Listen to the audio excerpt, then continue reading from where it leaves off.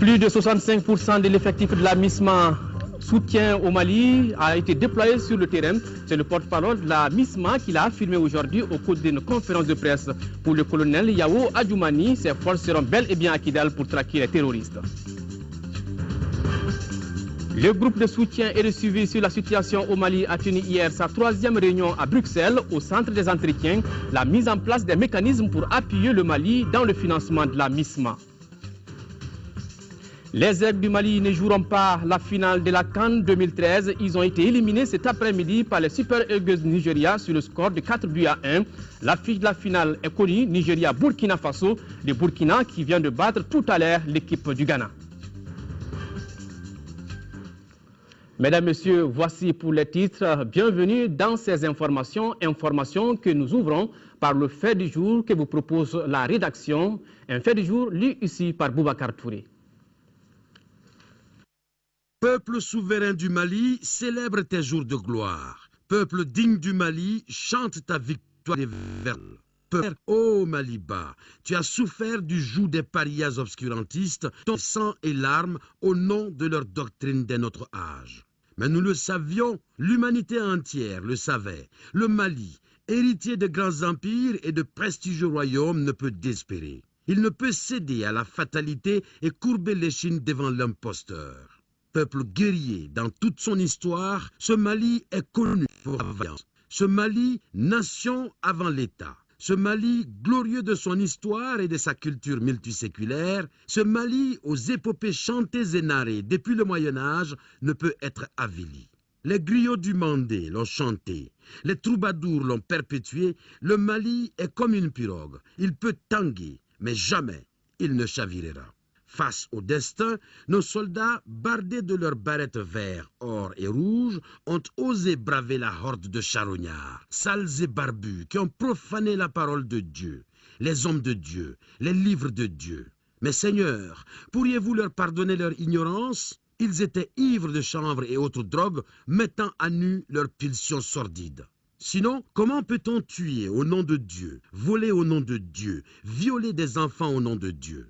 Et tous ces musulmans qui se taisent, et tous ces musulmans qui se réjouissent, et ces musulmans qui s'offusquent de l'intervention qui sauve et libère une population musulmane. N'ont-ils jamais entendu parler de l'histoire de Djingari Iber, du pèlerinage de Kanka Moussa, de l'université de Sankoré, de la science infuse de Ahmed Baba? Non, apparemment.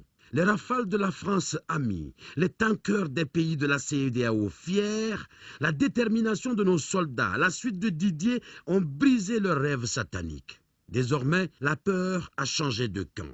Et saluons la France, la patrie des droits de l'homme, dont la devise au fronton de tous les édifices, liberté, égalité et fraternité, est devenue une devise du monde libre et solidaire. Merci la France, vous avez payé la dette s'il en était.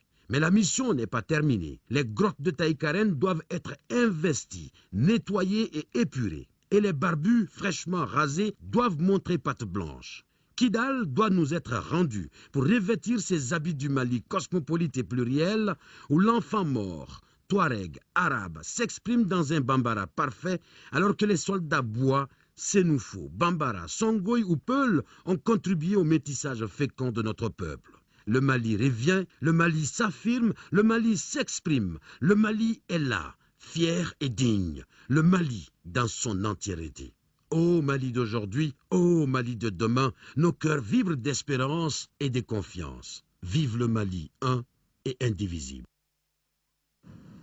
À présent, le Conseil des ministres s'est réuni en session ordinaire ce mercredi dans la salle de délibération au palais de Koulouba sous la présidence du président de la République par intérim, Dioncounda Traoré. Après examen des points inscrits à l'ordre du jour, le Conseil a adopté un projet de texte, entendu des communications et procédé à des nominations. Sur ce plateau, Ibrahima Diombele. Ibrahima, bonsoir. Bonsoir Amadou Sankaré. Avec vous, le contenu de ce communiqué. Tout à fait. Mesdames et messieurs, bonsoir. Et nous allons commencer par le chapitre des mesures réglementaires. Sur le rapport du ministre du Logement, des Affaires foncières et de l'Urbanisme, le Conseil des ministres a adopté des projets de décret relatifs à l'organisation, aux modalités de fonctionnement et au cadre organique de la Direction nationale des domaines et du cadastre, à la création des services régionaux et sub-régionaux des domaines et du cadastre et à leur cadre organique. La Direction nationale des domaines et du cadastre, créée en septembre 2000, a pour mission d'élaborer les éléments de la politique nationale relative aux domaines, au cadastre, au foncier et d'assurer la coordination et le suivi de la mise en œuvre de la dite politique. Dans l'accomplissement de sa mission, la Direction des domaines et du cadastre connaît aujourd'hui des difficultés liées à son organisation, à l'insuffisance des ressources humaines et à la faible couverture du territoire national par ses services. Les présents projets de décret pris pour prendre en charge ces insuffisances réorganisent la direction nationale, les directions régionales et les services sub-régionaux des domaines et du cadastre, revoient les modalités de leur fonctionnement et les dotent des effectifs nécessaires à l'accomplissement de leur mission. Au chapitre individuel, le Conseil des ministres a procédé aux nominations suivantes. Au titre du ministère de l'administration territoriale, de la décentralisation et de l'aménagement du territoire, conseiller technique, M. Adi Traoré, administrateur civil. Inspecteur en chef à l'inspection de l'intérieur, M. Salif Soumbounou, administrateur civil. Inspecteur en chef adjoint à l'inspection de l'intérieur, M. Boubacar Bouré, administrateur civil. Au titre du ministère de l'Enseignement supérieur et de la Recherche scientifique, directeur général du Centre national de la recherche scientifique et technologique, CNRST, M. Moussa Kanté, professeur. Au titre du ministère de l'Agriculture, chargé de mission, Mme Terra Awakeita, professeur. Directeur de la cellule de planification et de statistique CPS du secteur du développement rural, M. Bino Témé, directeur de recherche. Directeur général de l'Institut d'économie rurale, IER, M. Bourema Dambélé, directeur de recherche. Au titre du ministère du Commerce et de l'Industrie, secrétaire général, M. Mamadou Traoré, ingénieur de l'industrie et des mines. Conseil technique, Mme Sissouma Aïda Kone, inspecteur des services économiques. Monsieur Youssouf Maïga, ingénieur de la statistique. Monsieur Adama Konaté, ingénieur de l'industrie et des mines. Monsieur Adama Yoro Sidibé, magistrat. Monsieur Lansina Togola, professeur. Directeur national du commerce et de la concurrence. Monsieur Modibo Keita, inspecteur des services économiques. Au titre du ministère du Logement, des Affaires foncières et de l'Urbanisme, conseiller technique, M. Mamadou Wane, ingénieur des constructions civiles. Directeur des finances et du matériel, M. Lassine Thiero, inspecteur des services économiques. Au titre du ministère de l'Énergie et de l'Eau, inspecteur en chef adjoint à l'inspection de l'énergie et de l'eau, M. Tietle Fomba, ingénieur de l'industrie et des mines. Au titre du ministère de l'Environnement et de l'Assainissement, inspecteur à l'inspection de l'environnement et de l'assainissement, M. Namori Keita, ingénieur des eaux et forêts. M. Oumar Oyahit, ingénieur de l'agriculture et du génie rural. M. Mamadou Kassambara, ingénieur des eaux et forêts. M. Mahamoud Maïga, professeur. Au titre du ministère de l'Élevage et de la Pêche, directeur national de la pêche, M. Abdou Sidi Di Sandi Touré, ingénieur des eaux et forêts. Directeur des finances et du matériel, M. Abdoulaye Ali Diallo. Au chapitre des communications, au titre du ministère de l'administration territoriale, de la décentralisation et de l'aménagement du territoire, le Conseil des ministres a entendu une communication relative aux opérations d'enrôlement des Maliens résidant en République de Côte d'Ivoire.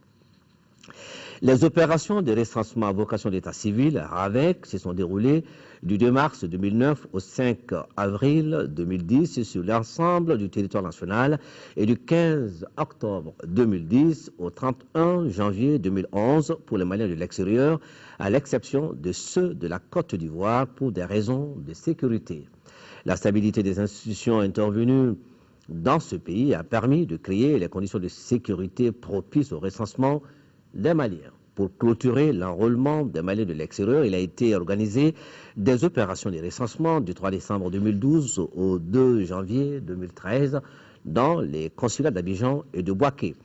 En raison de la faible taux d'enrôlement constaté à l'issue de ces opérations, le gouvernement a décidé de poursuivre le recensement des Maliens en Côte d'Ivoire. Au titre du ministère de l'Énergie et de l'Eau, le Conseil des ministres a entendu une communication relative à la problématique tarifaire de l'électricité et de l'eau potable et à la proposition de nouvelles grilles tarifaires. La Société Énergie du Mali et des MSA, opérateur principal du secteur de l'électricité du Mali, traverse des difficultés à la fois structurelles et conjoncturelles, marquées notamment par la forte croissance de la demande, la hausse de la part thermique dans la structure de production, la hausse sans précédent du prix des combustibles, l'inadéquation entre les tarifs de vente de l'électricité et les coûts de revient. Pour sortir la société EDMSA du déficit structurel chronique, il devient nécessaire de procéder, entre autres, à un réajustement tarifaire. Sur la base des résultats des simulations effectuées par la Commission de régulation de l'électricité et de l'eau, il est retenu une augmentation tarifaire graduelle de l'électricité et un réaménagement de la grille des tarifs d'eau potable.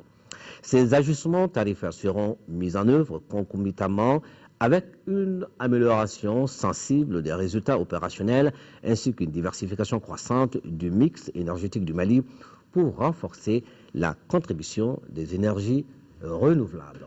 Amadou Sankari. Merci Ibrahima Djambélé pour le contenu de ce communiqué. Merci et bonne suite.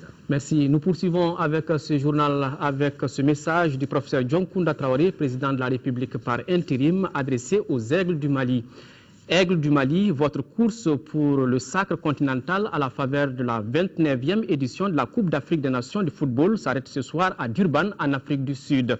En ma qualité de premier supporter au nom du gouvernement et du peuple malien uni dans la ferveur patriotique, je voudrais vous féliciter pour le résultat sportif plus qu'honorable ainsi obtenu au terme d'un parcours qui nous a fait rêver. Aigles du Mali, au-delà de la simple dimension sportive, vos exploits en Afrique du Sud ont contribué à cimenter l'unité nationale mise à mal par l'occupation d'une partie de notre territoire par des terroristes. En effet, vos derniers exploits sportifs lors de cette compétition continentale ont eu un écho exceptionnel pour les populations des régions du nord de notre pays qui, depuis de longs mois, pour la première fois, s'asseoir devant un poste téléviseur pour regarder jouer au ballon. D'autres de vos supporters ont aussi pu suivre vos exploits, les oreilles collées à leur poste transitoire, plaisir qui leur a été interdit par les terroristes obscurantistes qui n'avaient cure ni des droits ni des libertés. Aigles du Mali, vous n'avez pas à rougir de votre sortie à ce stade de la compétition. Vous vous êtes battu avec courage et détermination en vous procurant à vous. Nous sommes fiers de votre encadrement qui, avec des moyens modestes, ont su vous préparer physiquement et vous inculquer un mental de gagneur. Par la même occasion, nous félicitons la Fédération malienne de football ainsi que le ministère de la Jeunesse et des Sports pour la qualité de leur engagement. Aigles du Mali, en sport, il faut un vainqueur et un perdant. Malheureusement, c'est vous qui perdez ce soir. Vous tombez les armes à la main, mais à l'image de notre grande armée qui se bat vaillamment pour libérer notre pays, vous saurez vous remettre debout pour affronter les défis à venir. Félicitations à chacun et à tous. Merci de nous avoir fait vibrer. Merci de nous avoir fait rêver. Bon courage pour les compétitions à venir. C'était là le message du président de la République aux Aigles du Mali. Cet autre message du président de la République, cette fois-ci à son homologue de la République de Burundi, Pierre Nkurunziza, message ainsi libellé, c'est avec profonde tristesse que le peuple du Mali, son gouvernement et moi-même avons appris l'incendie survenu le 27 janvier 2013 au marché central de Bujumbura qui a causé beaucoup de dégâts matériels. Tout en priant Allah, le Tout-Puissant, de nous préserver de tels événements, je voudrais vous exprimer ainsi qu'à l'ensemble du peuple burundais toute la compassion du peuple et du gouvernement de la République du Mali. Sur un tout autre plan, plus de 65% de l'effectif de la mission internationale de soutien au Mali, MISMA, est déployé à ce jour sur le terrain. C'est le porte-parole de la MISMA qui l'a affirmé. Le colonel Yao Adjoumani a rencontré ce matin la presse pour faire le point de la situation. Parlant de Kidal, le porte-parole de la MISMA demande au peuple malien la patience. Les forces africaines, dit-il, seront présentes dans cette partie du pays pour poursuivre l'attaque contre les terroristes. Bourama Traoré. D'abord, le porte-parole de la MISMA rassure les confrères. Le déploiement des forces africaines, dit-il, se fait progressivement et sûrement. Un chiffre pour témoigner, plus de 65% des troupes de la MISMA sont déployées sur le terrain. À ce jour, le Burkina Faso, le Niger, le Nigeria et le Togo ont déployé la totalité ou presque de l'effectif de leur contingent dans leur zone de responsabilité respective. Nous tournons globalement autour de 65-70% de nos effectifs. Après avoir fait le point de la situation, le colonel Yao Adjoumani s'est prêté aux multiples questions des journalistes. D'abord, les confrères ne comprennent pas du tout la non-présence des soldats maliens à Kidal. Patience, dira le porte-parole de la MISMA. Kidal n'est pas interdit aux Maliens. C'est pour vous dire que si Kidal fait partie du Mali, c'est que le soldat malien ira à Kidal. C'est une opération qui est en cours. Je peux vous dire aujourd'hui, les Français sont à Kidal, les Tchadiens sont à Kidal, les Maliens iront à Kidal. La MISMA ira à Kidal. C'est une opération, il ne faut pas précipiter les choses. On y va petit à petit, comme le disent les Anglo, step by step. Une réponse qui ne semble pas convaincre plus d'un. Les confrères s'interrogent également sur l'attitude du MLA qualifiée par certains de provocatrice. Pour le conférencier, ce mouvement est constitué des Maliens et un dialogue politique permettra de trouver un terrain d'attente. Les discussions entre le gouvernement malien et le MNLA certainement nous permettra d'aboutir à un consensus qui va arranger tout le monde. Notre problème fondamental, c'est de débarrasser le Nord-Mali des djihadistes. Le porte-parole de la MISMA promet de rencontrer la presse le mercredi prochain pour faire un autre point de la situation. À Gao, toutes les infrastructures publiques et privées ont été pillées et saccagées par les bandits armés du MNLA et des islamistes. Les populations réclament justice. Envoyés spéciaux, Daouda Sidiki Diarra, Massadoumbia. Plus jamais ça à Gao. Les infrastructures publiques et privées ont été les cibles du MNLA et des djihadistes. Après avoir envahi la ville en fin mars, ces terroristes ont pillé et saccagé les banques, les stations d'essence et les édifices publics. Les banques, les institutions, y compris l'impôt dont je suis à côté. L'impôt, il y a des dossiers très importants qui ont été détruits. C'est MLLA qui a cassé tous les banques qui sont devant moi. Les gens qui sont venus ici, je suis présent. BIM et BMS, EcoBank, c'est MLLA qui a cassé. BDM, c'est les gens de Akimi qui sont cassés ici à Gao. Pour les habitants de Gao, ils nous ont mis vraiment en retard. Vu ce qu'il y a eu, ce que les autorités maliennes ont eu à faire pendant toutes ces années. Nous étions sur une voie de développement.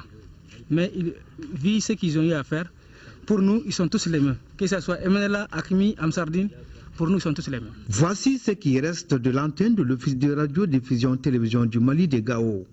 Matériel de production, de diffusion et de reportage emportés. Même les câbles enterrés n'ont pas été épargnés. Les drapeaux des fous de Dieu flottent sur les pylônes de cette radio et des volontaires sont prêts à l'enlever pour les faire disparaître à jamais. Une délégation du collectif des élus du Nord, conduite par l'honorable Aïdara Aïchata Sissé, a effectué mardi dernier une visite à Tombouctou et Gao. Dans ces localités libérées, la délégation a rendu visite aux forces armées maliennes et françaises sur le front, aux notabilités et aux imams. Elle a aussi rencontré les jeunes et les femmes pour leur apporter le message du pardon, de la tolérance sur place. Elle a procédé également à des remises. Moulay Saya de l'ORTM.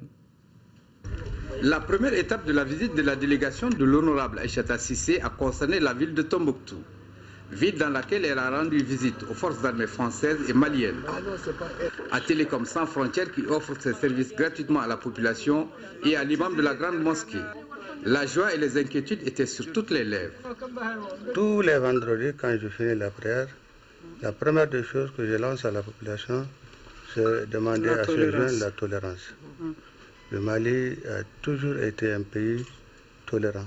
Tout le Mali, on a une diversité culturel qui ne permet pas de faire certaines choses. La même démarche a été adoptée à Gao pour les notabilités, les jeunes et les femmes.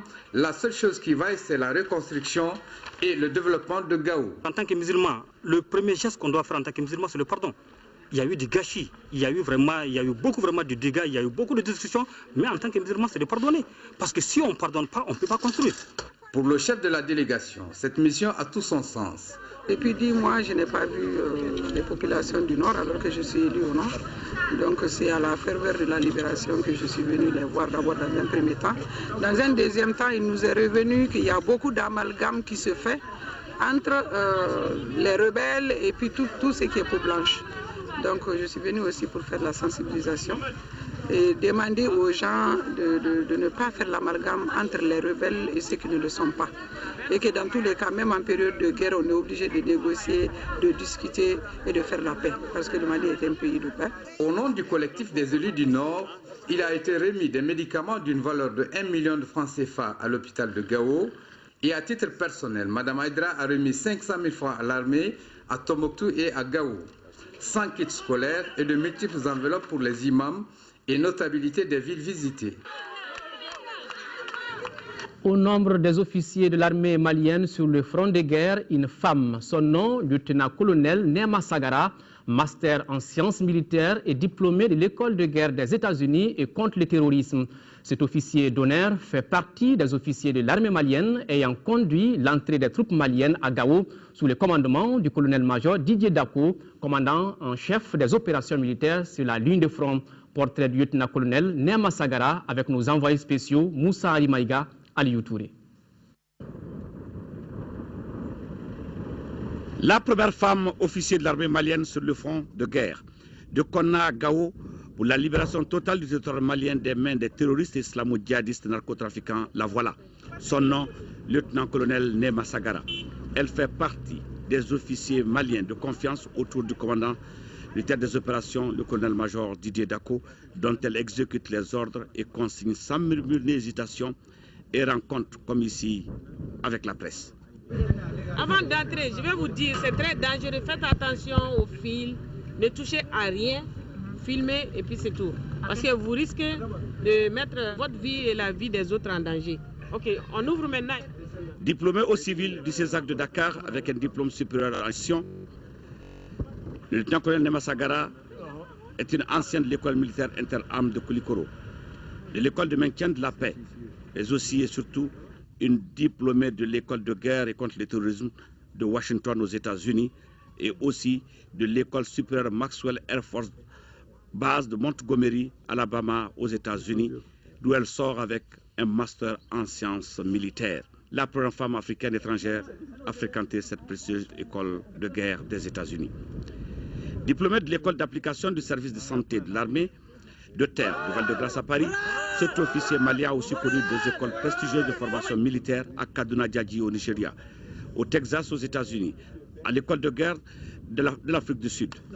Des performances et attitudes de fermeté et de rigueur dans le commandement qui la conduisent aussi à d'autres formations, notamment à Zagreb en Croatie, à Nairobi au Kenya pour le système des Nations Unies, à Strasbourg en France pour le cours d'aide sur les droits de l'homme, aux Pays-Bas pour les cours sur le système de défense et de sécurité de l'OTAN, en Hollande. Ils ont fui, ils ont laissé les maisons avec les armements, ils ont emporté ce qu'ils pouvaient emporter et les plus lourds, ils les ont laissés sur place. Le lieutenant-colonel Nema Sagara a été membre de la MINUD, la mission des Nations Unies au Libéria, où elle a occupé le prestigieux poste de chef de la cellule logistique militaire chargée des carburants ingrédients de tous les véhicules et engins volants. Au plan international, le lieutenant-colonel Nema Sagara a pris part à l'exercice multinational Guidimaga 98 comme officier chargé de la communication au niveau de l'état-major des forces. C'est donc droit de retour des États-Unis qu'elle débarque sur le théâtre des opérations pour aider les autres officiers maliens autour du colonel Didier Dako au service de la patrie. Voilà, difficile de faire la différence entre Nema Sagara et Mariam Sagara, tellement la ressemblance est grande. Mariam, notre consoeur. Le ministre des Affaires étrangères et de la coopération internationale, Thiaman Hubert Coulibaly, était face aux étudiants des sciences politiques à Paris. Le ministre Coulibaly était venu échanger avec les futurs cadres en relations et politique internationale sur les enjeux de la crise malienne. Pendant 90 minutes, il s'est exprimé avec les étudiants sur les questions qui intéressent le Mali. Notre envoyé spécial depuis Paris, nous écoutons Makamfin Konaté. En 90 minutes, il fallait convaincre les étudiants de Sciences Po sur l'actualité au Mali, les crimes et exactions commis au Mali, la puissance militaire des assaillants, les relations avec les États africains, voilà entre autres préoccupations des futurs cadres. Pour le ministre Coulibaly, bien plus qu'un exercice, il s'agissait d'une mission. Donner le point de vue du gouvernement du Mali, transmettre un message de remerciement à cette jeunesse française, parce que dans cette école sont formés de nombreux cadres qui vont aller nourrir les rangs de l'élite française. Donc il était essentiel de venir là, à l'école des affaires internationales, parler à ces jeunes pour qu'ils sachent pourquoi et comment la France est engagée auprès du Mali. Je trouve que c'était une conférence vraiment très enrichissante et très intéressante parce qu'il y avait des réponses claires à toutes nos questions, une présentation très claire et très objective, je dirais, de la situation au Mali. C'était des informations qui nous ont peut-être aidé à mieux comprendre ce qui se passe en ce moment. Tout d'abord, j'ai beaucoup aimé cette conférence. J'ai trouvé que le message d'espoir porté par le ministre Coulibaly était très intéressant. J'ai vraiment apprécié la transparence qu'il a établie dans son projet de reconstruction démocratique du pays. Le message porté par le ministre Coulibaly a trouvé chez nous en tout cas beaucoup d'impact et de répercussions. Le pari étant gagné, le ministre Thiaman et la pépinière de dirigeants européens ont formulé le vœu de se revoir autant que nécessaire. Le collectif des Maliens de Belgique a tenu hier devant les bâtiments du Conseil européen une manifestation pour remercier la France de son soutien au Mali. Communauté internationale dans la reconquête des régions du nord du pays. Les perspectives qui s'ouvrent avec le consensus de la communauté internationale sur la question malienne sont prometteuses car les actions qui sont menées aujourd'hui sur le plan international auront incontestablement un impact déterminant sur le cours des événements, a laissé entendre le président du collectif des Maliens de Belgique, Drissa Kanambaye. Voilà, le collectif des Maliens de Belgique a tenu hier donc devant les bâtiments du Conseil européen une manifestation pour remercier la France pour son intervention au Mali. Et justement, au moment où cette manifestation se tenait, le groupe de soutien et de suivi sur la situation au Mali était réuni pour sa 3e réunion à Bruxelles dans le prolongement de ses rencontres organisées à Abidjan le 7 juin et à Bamako le 19 octobre 2012. Le ministre des Affaires étrangères, celui de l'administration territoriale et des collectivités locales, le ministre de l'Action humanitaire ont pris part à la réunion. Des ministres des Affaires étrangères et des hauts responsables des pays de la région et des pays membres de l'Union africaine ainsi que des partenaires internationaux ont pris également part à cette rencontre. Depuis Bruxelles, le reportage de Fatim Diallo. Il s'agissait d'une journée particulièrement marquante pour la diplomatie multilatérale au service de la paix et de la sécurité. Un grand jour pour le Mali et le partenariat stratégique Union européenne-Union africaine. Aujourd'hui, c'est encore la manifestation de la solidarité de la communauté internationale à l'endroit du Mali.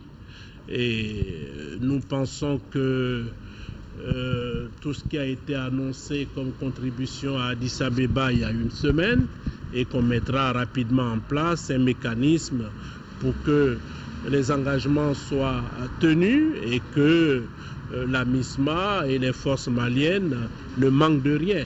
Plus d'une quarantaine de hauts responsables africains, européens et des organisations internationales ont fait le point de la situation au Mali dans ses volets politiques, militaires, sécuritaires et de développement avant d'affirmer leur solidarité avec le Mali et s'entendre sur les voies et moyens d'assurer sa stabilité et sa sécurité sur le long terme. On souhaite renforcer le dialogue politique avec l'ensemble des acteurs, l'Union africaine, l'Union européenne et au premier rang le ministre des Affaires étrangères du Mali, de façon à ce que l'on engage sur de bonnes voies le processus politique et processus en termes de développement, parce que maintenant, à côté de l'intervention militaire, ce qu'il nous faut, c'est gagner la paix.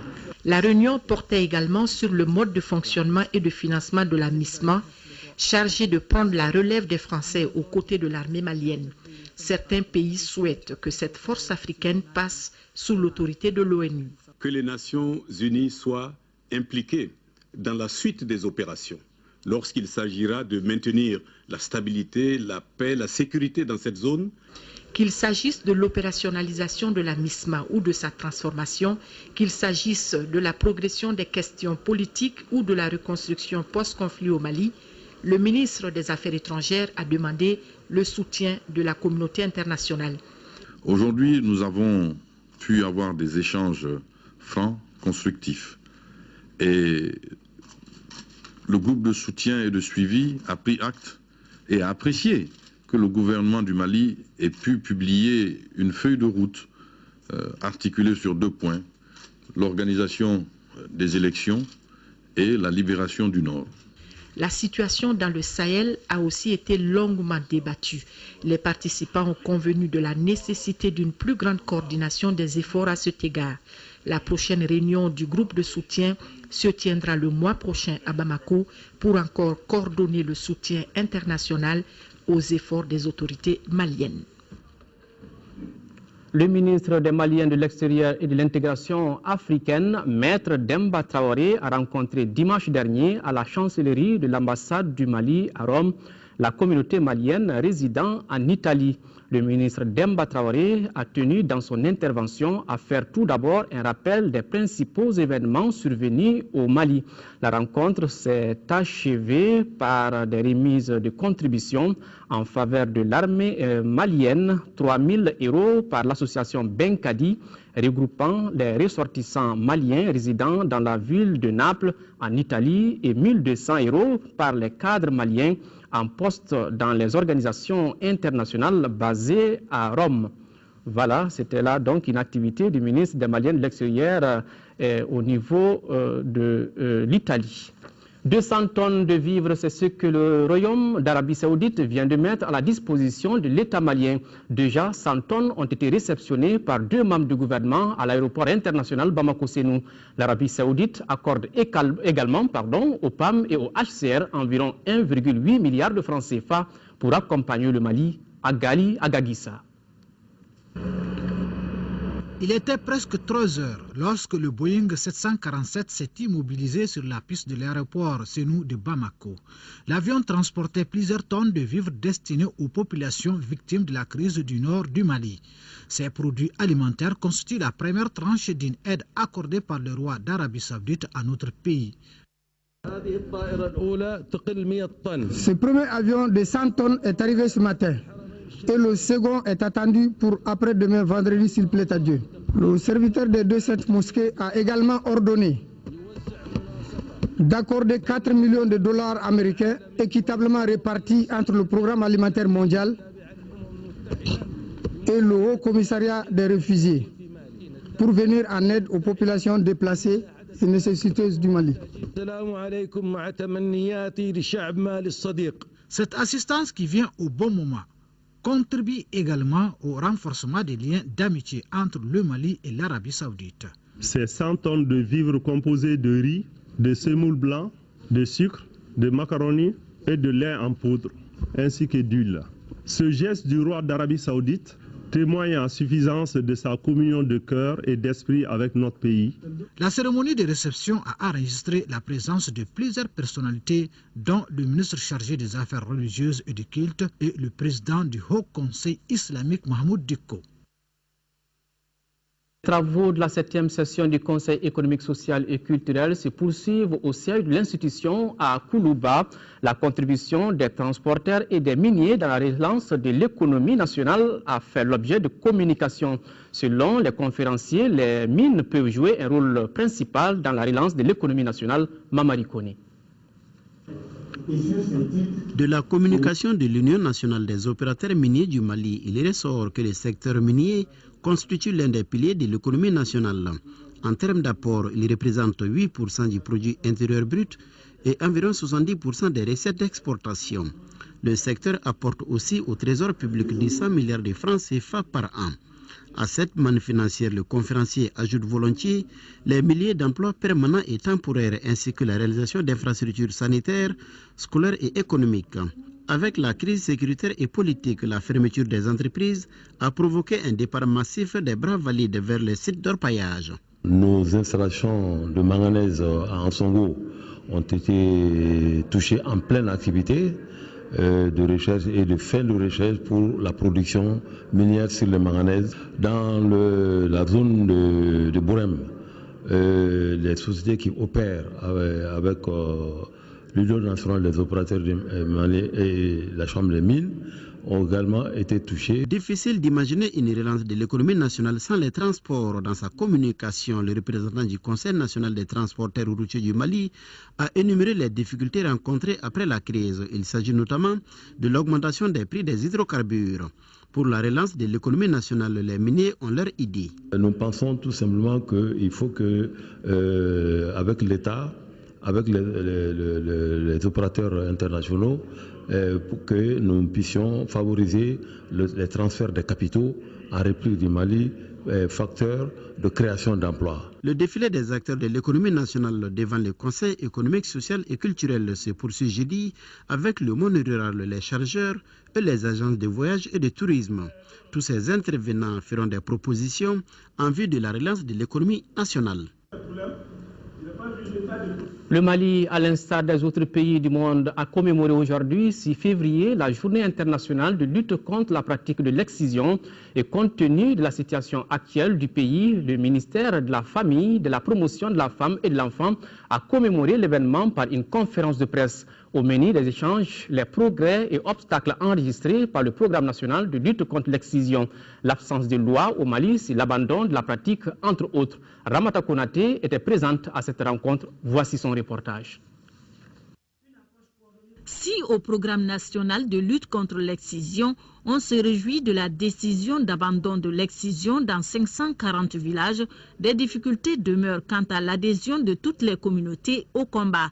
Parmi ces problèmes, l'ampleur de la pratique estimée à 85% selon l'enquête démographique et de santé EDS4. D'abord, la question que nous traitons est une question très sensible. En parler, ce n'est pas facile. Ensuite, il y a l'ancrage culturel. Nous sommes service technique de l'État, mais nos bras qui sont les associations ONG, on a des problèmes à ce niveau aussi, parce que les financements ne sont pas de longue durée et le manque de professionnalisme de certains intervenants. Autre question soulevée par les hommes de médias, l'absence de loi au Mali sur l'abandon de l'excision. Cela malgré que notre pays soit l'un des pionniers de la lutte contre cette pratique traditionnelle. À cette question, le ministre de la Famille, de la Promotion de la Femme et de l'Enfant répond. Il faut sensibiliser jusqu'à avoir une masse critique. En ce moment, les gens sont convaincus, les gens savent pourquoi nous voulons abandonner cette pratique. En ce moment, on peut aller avec l'adhésion, l'engagement de tout un chacun, aller à la loi. Cette conférence de presse marque la célébration de la Journée internationale de lutte contre l'excision, édition 2013. Le thème retenu est « Tolérance zéro aux mutilations génitales féminines, excision, les communautés s'engagent ». Lancement hier après-midi des activités du nouveau département coopération-migration de l'Agence nationale pour l'emploi. La structure a également procédé à la signature d'un protocole de son partenariat avec l'Institut national de la statistique. C'était dans le cadre de la production de statistiques sur le marché du travail. Rachel Tessougi. Le nouveau département coopération et migration de l'Agence nationale pour l'emploi vient de signer une convention de partenariat avec l'Institut national de la statistique. Coopération qui va désormais lui permettre de mener à bien ses ambitions de 2013. Le département coopération et migration va agir dans cette optique, s'impliquer dans les débats politiques concernant la gestion des migrants, organiser des campagnes de sensibilisation sur les droits et devoirs des migrants. Créer un cadre de coopération avec les syndicats des pays d'origine ainsi que ceux des pays de destination des travailleurs des migrants. Le ministre de l'Emploi et de la Formation professionnelle salue le partenariat instauré entre l'Agence de l'Emploi et l'Institut national de la statistique, car ce partenariat permettra une meilleure production de la statistique sur le marché du travail. Les domaines visés par le protocole d'accord entre l'ANPE et l'INSTA montrent à suffisance la nécessité de fédérer pour non seulement une harmonisation des concepts, mais aussi pour une meilleure qualité des informations collectées et disséminées. Le département coopération et migration de l'Agence nationale pour l'emploi créé en mars 2012 a pour mission le développement, le suivi des relations de l'agence avec ses partenaires au niveau international. Il assure également l'animation des dispositifs élaborés pour organiser la migration professionnelle. La Fondation Orange a remis un important lot de médicaments à l'hôpital d'Ipogée. La valeur de ce don s'élève à 8 millions de francs CFA. C'est pour couvrir les besoins médicaux des femmes atteintes de fistules obstétricales du centre Oasis. Fatoumata Kone. 150 moustiquaires imprégnés, 25 cartons de savon, 50 kits chirurgicaux sont entre autres les donations que la Fondation Orange vient de faire à la direction de l'hôpital du Point G. D'une valeur de 8 millions de francs CFA, ces kits sont destinés au centre Oasis. Par ce geste, nous affirmons notre volonté d'œuvrer aux côtés des autorités et des acteurs sociaux pour la lutte contre l'exclusion et pour l'amélioration de la santé maternelle. Ce don de médicaments et de produits d'entretien et la livraison attendue de 10 générateurs de dialyse et d'un traitement d'eau sont là des preuves de cet engagement. Nous réjouissons de cet accompagnement et apprécions à sa juste valeur cette action d'entreprise citoyenne au service des malades. La Fondation Orange a initié cette opération de soutien depuis 2009 et le centre Oasis reçoit 40 femmes atteintes de fistules obstétricales par an. Toujours dans le registre de la santé, l'ONG Save Children vient de remettre 22 motos-ambulances aux 21 aires de santé du cercle de Djema dans la région de Kaï. C'est là pour faciliter l'évacuation des malades vers les centres de santé. L'objectif est de réduire le taux de mortalité et de morbidité maternelle et infanto-juvénile liés aux complications de la malnutrition, de la grossesse, de l'accouchement et des suites de couches. Jafar Aïdara. Les ambulances permettront de faciliter le système d'évacuation et réduire le taux de mortalité des enfants de 0 à 5 ans et des femmes enceintes dans le cercle de Djema. Ainsi, Save Children apporte un appui aux communautés pour le transport des malades vers un centre de santé. Aujourd'hui, je dirais que nous sommes très contents dans la mesure où le vide qui existait pour faire le rapprochement du village à Lassako a été comblé par ces motos-ambulances. Ces motos au nombre de 22, équipées de civières et de matériel adéquat pour l'évacuation sanitaire, seront réparties entre les 21 aires de santé du cercle de Djema. Selon le préfet du cercle de Djema, l'ONG Save Children donne une réponse noble au système de santé et contribue à l'atteinte des objectifs du millénaire pour le développement. Cette population qui vit aux confins du cercle, qui ont des difficultés de joindre les CSCOM, les difficultés de joindre les centres de santé, alors il fallait leur donner un moyen de transport pour faciliter leur transport rapide vers les centres de santé pour les prises en charge. À travers ce don, l'ONG Save Children s'engage à prendre les charges de fonctionnement des motos pendant les 4 mois suivant leur attribution pour que les bénéficiaires puissent s'organiser pour prendre la relève. Le ministre de l'économie, des finances et du budget a l'honneur d'informer le public que dans le cadre de l'appui aux forces armées de sécurité pour la reconquête du nord du Mali, la situation du compte bancaire ouvert à cet effet à la BDM-SA présente un solde suivant 1,29,059,172 francs CFA. Le ministre de l'économie, des finances et du budget profite de cette occasion pour adresser sa profonde gratitude à l'endroit des généreux donateurs. Le gouverneur du district de Bamako, Georges Togo, a entrepris depuis quelques jours une série de prises de contact avec plusieurs partenaires du gouvernorat. C'est ainsi qu'il a rencontré les membres du Haut Conseil islamique, l'Église catholique et protestante.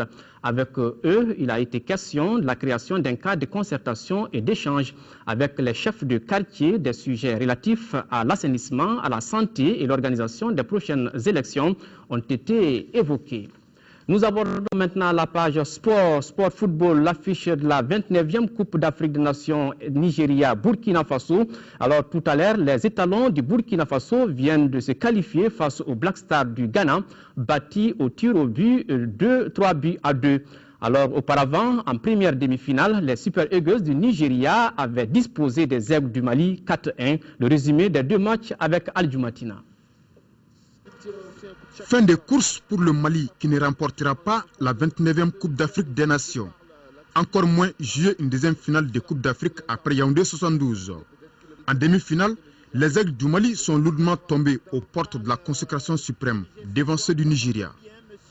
Démarrant timidement la rencontre, comme il en a l'habitude depuis le début de la compétition, le Mali avec une défense tâtonnante et un milieu de terrain à court de fraîcheur physique va laisser des boulevards qui seront judicieusement exploités par les Super Eagles. Victor Moses à la 24e minute se débarrasse d'Adama Tamboura pour son partenaire Etiele, idéalement placé qui ouvre le score de la tête. Dès lors, ce fut la consternation pour les Aigles qui prennent l'eau de tous bords. Les Nigérians en état de grâce sur leur couloir droit vont tuer tout suspense grâce à Ide Ebron, Emmanuel Emenike et Ahmed Moussa.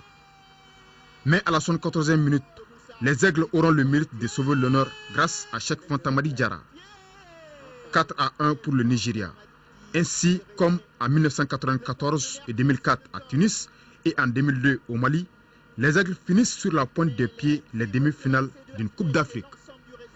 Ainsi, en finale, le Nigeria en dégoûtera avec le Burkina Faso. Une finale historique pour les étalons qui ont éliminé les Black Stars du Ghana dans la séance des tirs au but 3-2. C'est là au terme de 120 minutes, où les deux formations étaient à égalité, un but partout.